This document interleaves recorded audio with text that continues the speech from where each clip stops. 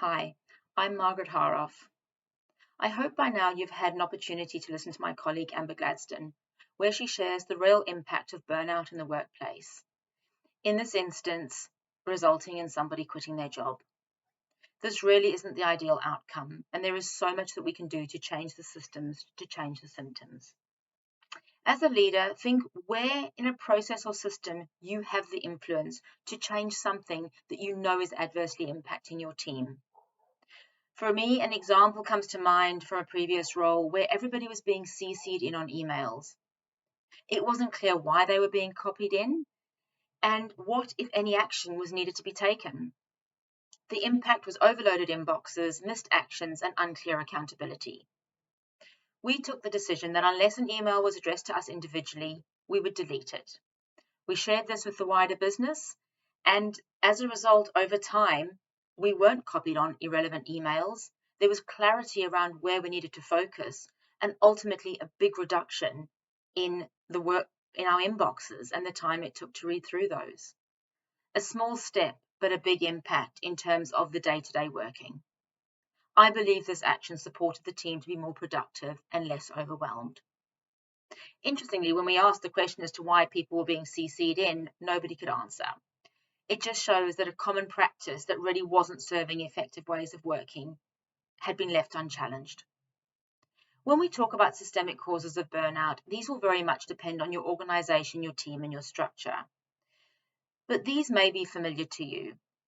Lack of autonomy, poor communication, unclear job expectations, an imbalance between job demands and job resources. We need to remember that everyone experiences burnout differently, and for each leader, team, or organization, the approach to addressing this will differ. Using the BAT23 and the individual trigger report assessments, we can determine which areas, when addressed, will have the most impact for you. This is a combination of identifying the higher risk areas through the BAT. For example, is cognitive impairment a risk area for you, with you having trouble staying focused at work and making mistakes? Then, together with the individual trigger report, you will get further insights into how your role and work environment are currently impacting you and making you feel. Another example, if autonomy is a big driver for you, but this is missing in your role, that will create a tension or an imbalance. If status is important and you're feeling minimized, how will this play out for you?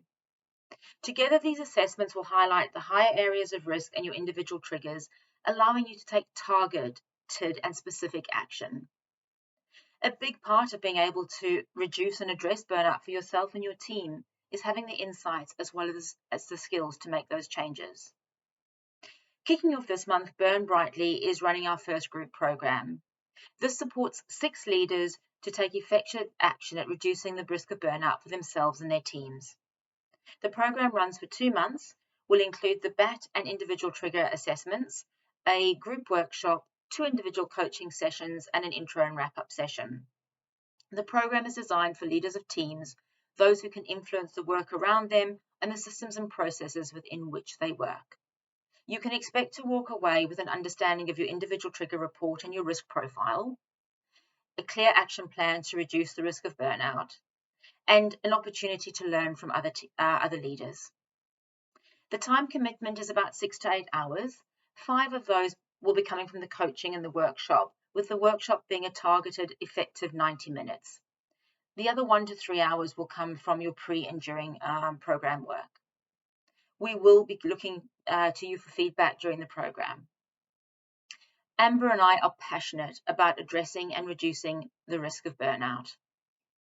The cost of not doing so is too high. If you have any questions or you're interested in discussing this with us further, please do reach out. Thank you.